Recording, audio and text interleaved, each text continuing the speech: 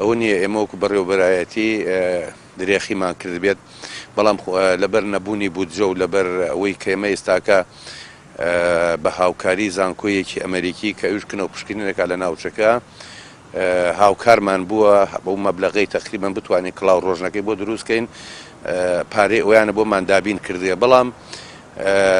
چەند هۆکارێک هەیە بووە هۆی دواکەوتنی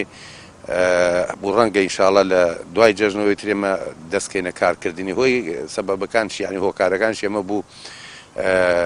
چەند جارێک ئێمە ڕۆیشتوینە لە ئێران شێوەی ئەو خشتەمانە بۆی دروست کردێت تا سەرنجام لە کارگەیەک قاڵبیان بۆمان دروست کردو و ئێمە پێویستە کەسانێک کار لەوە بکەن وەکو ئەمە شتێکی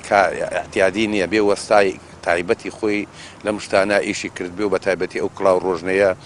لەسەرەوەیە و پێویستە هوەری بیناسازیەکەی وەکو خۆی بێتەوە هەروەکو باسم کرد ئەو زانکۆیە خۆیان دەرخستەیان بۆی کردووە خۆیان بودجەکەیان بۆی دیاری کردووە بودجەکەی حدود تقریبا $10,000 کەمترە ینی دەفتەرێک دۆلار کەمترە بەڵام بەهۆی ئەوەی دیارە ئەوانش ئاگدارن ئێمە زۆربەی ئەو موادانەی لە ئێران و ئەتێرین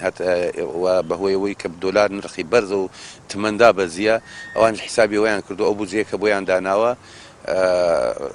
پێی چاک ئەکرێت و خۆیانی لەگەر پیان چاک خۆیان وتیان لەگە بەم بودجەیە چاک نەکرێ ئێمە ئامادەین